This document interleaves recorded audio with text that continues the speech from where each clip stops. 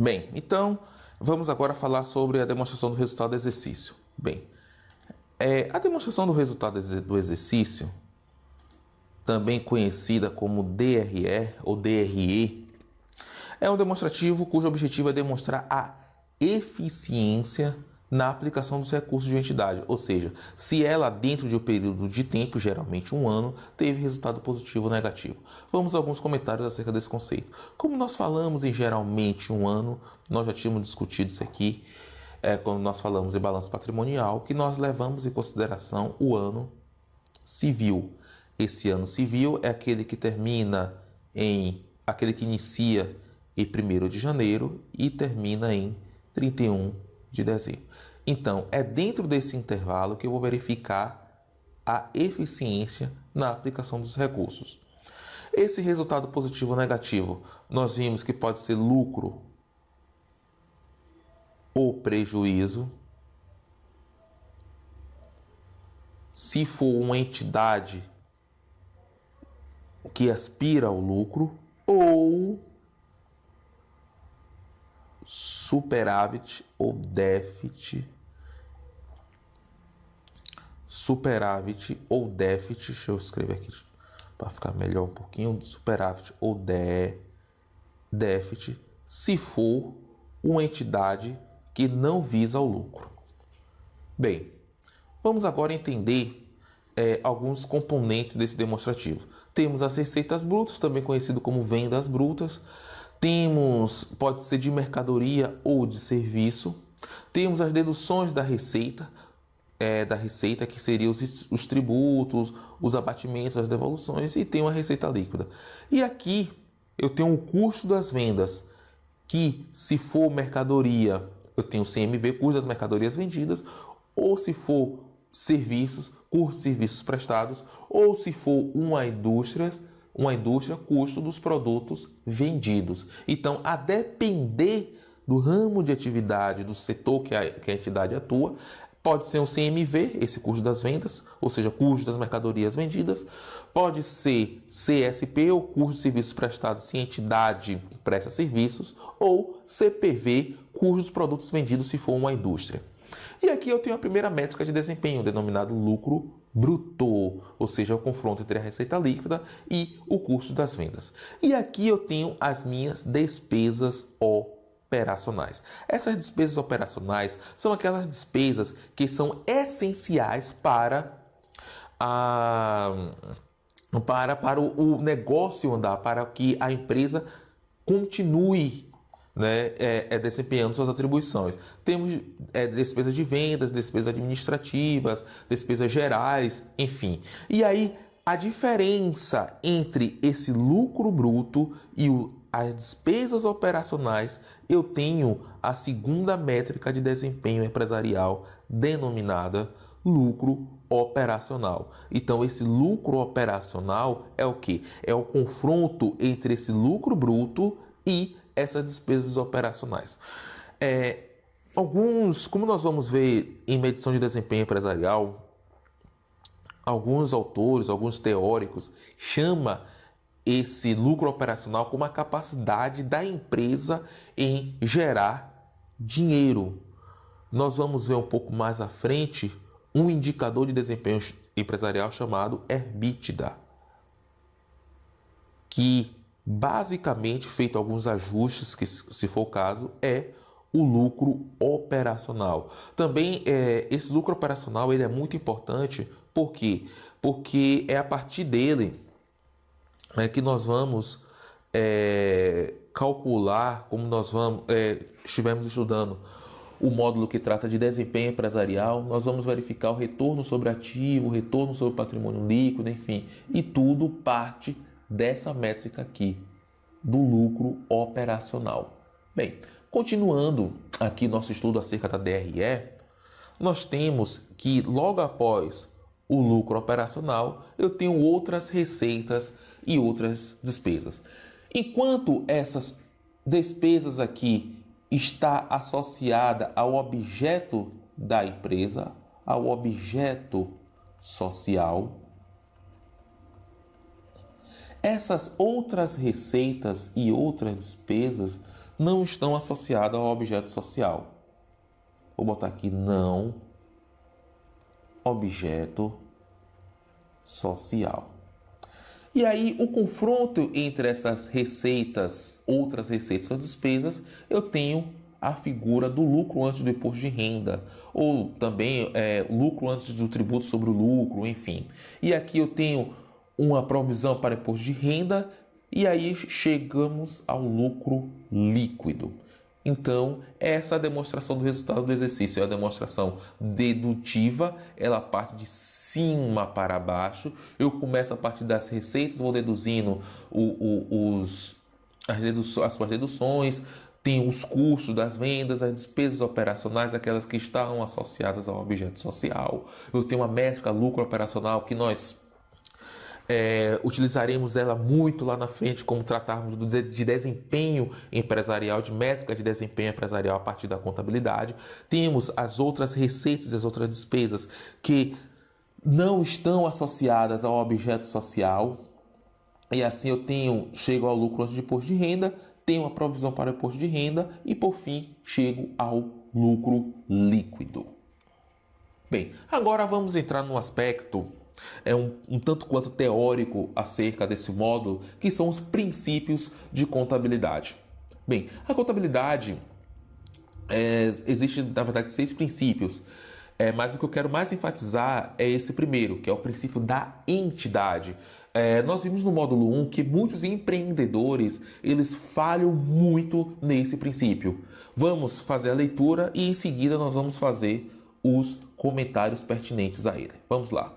O princípio da entidade diz que o patrimônio pertence à entidade, pessoa física ou pessoa jurídica, mas a recíproca não é verdadeira, ou seja, a pessoa física ou jurídica não pertence ao patrimônio. O patrimônio de seus proprietários não se confunde com o da entidade e vice-versa.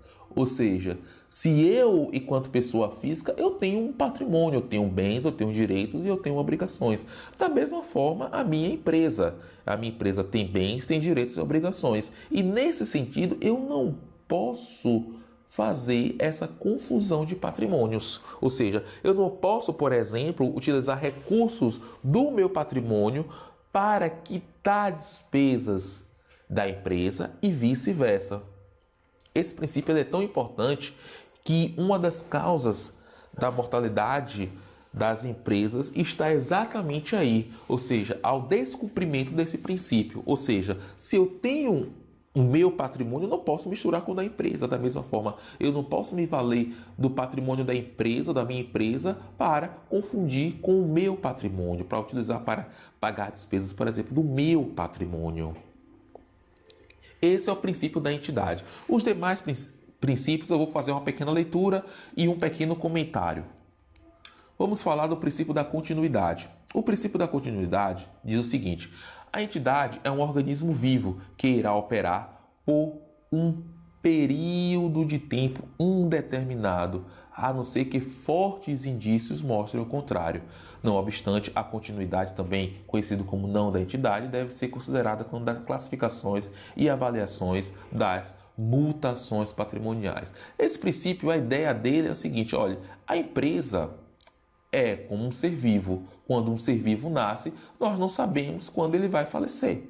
A gente não sabe. Ele pode falecer daqui a 1 hora, a 1 minuto, a 1 ano, a 100 anos, enfim. O mesmo ocorre com as empresas. A entidade, ela é um organismo vivo e, como tal, ela tem um período de vida indeterminada. A gente não sabe determinar quando é que ela vai falecer, a não ser que fortes indícios mostrem o contrário.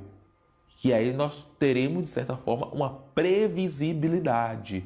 Mas se esses fortes indícios não existirem, não há por que dizer quando é que uma entidade vai ser extinta. Ela deve ser considerada quando das classificações e avaliações das mutações patrimoniais. Isso aqui é muito importante no que diz respeito quando nós já estivermos sabendo quando a entidade, tivemos fortes indícios de quando a entidade vai ser extinta. E aí A classificação, como nós vimos, em ativo circulante, ativo não circulante, passivo circulante e passivo não circulante, tudo isso é levado em consideração. Então, quando o normativo contábil diz o seguinte, que deve ser considerada quando das classificações e avaliações das mutações patrimoniais, está se referindo a isso aqui, que essas mutações aqui, ou seja, essa classificação dos componentes em não circulante e não circulante, deve levar em consideração esses fortes indícios numa circunstância de determinação da descontinuidade da empresa, da entidade, mais precisamente. Vamos falar agora um pouquinho sobre o registro pelo valor original. O princípio do registro pelo valor original diz o seguinte: os componentes do patrimônio devem ser registrados pelos valores originais das transações com o mundo exterior, expressos a valor presente da moeda no país. Então, o que é que esse princípio diz? O seguinte: olha, eu comprei uma mercadoria, digamos, por R$100, então é por R$100 que eu vou registrar essa compra no meu patrimônio. Então esse princípio está dizendo o seguinte: olha, o fato rege o evento, ou seja, se eu compro, no nosso exemplo, uma mercadoria por R$100, eu tenho que registrar por R$100. Esse é o princípio do registro pelo valor original. Competência dos exercícios. O princípio da competência determina que os efeitos das transações e outros eventos sejam reconhecidos nos períodos em que se refere, independente do recebimento e do pagamento. Nós vimos, quando nós falamos de regimes contábeis, a importância de nós utilizarmos o regime de competência, porque ele dá uma maior predição acerca dos eventos que impactam o patrimônio de uma entidade. Deixa eu escrever aqui: predição. Parágrafo único. O princípio da competência pressupõe a simultaneidade de confrontação entre as receitas e despesas correlatas. Foi exatamente esse exemplo aqui que nós vimos em aulas anteriores, quando nós confrontamos as receitas e as despesas de uma entidade que ocorreram essas despesas, esses eventos, as receitas e a despesa, num determinado período de tempo. Então, o princípio da competência ele é muito importante, primeiro, porque permite essa predição e, segundo, porque dá maior confiança às informações da contabilidade. E ele pressupõe o confronto simultâneo de receitas e despesas quando correlatas. Oportunidade. O princípio da oportunidade refere-se ao processo de mensuração e à apresentação dos componentes patrimoniais para produzir informações íntegras e tempestivas. Quando nós falamos em mensuração, nós estamos falando de atribuir um valor monetário a um componente patrimonial. E a apresentação é sua exposição em relatórios contábeis. Relatórios contábeis. Dos componentes patrimoniais para produzir informações íntegras e tempestivas. Então, esse é o princípio da oportunidade. Refere-se ao processo de mensuração e apresentação para proporcionar informações íntegras e tempestivas. Vamos falar um pouquinho do princípio da prudência. O princípio da prudência determina que a adoção do menor valor para os componentes do ativo e de maior valor para o passivo, sempre que se apresentarem alternativas igualmente válidas para a quantificação das mutações patrimoniais que alterem o patrimônio líquido. Vamos lá. Então, o princípio da prudência diz o seguinte: olha, se eu tiver situações igualmente válidas para quantificar os eventos que impactam no patrimônio líquido, eu tenho que escolher aquela forma de reconhecer que gere um menor ativo e um maior passivo. Isso é o princípio da prudência. Então, nós terminamos a aula por aqui, consequentemente terminamos esse módulo aqui, o módulo Contabilidade, Conceitos Fundamentais em Contabilidade. No próximo módulo, nós daremos continuidade ao estudo da contabilidade para empreendedores. Um grande abraço a todos e até a próxima!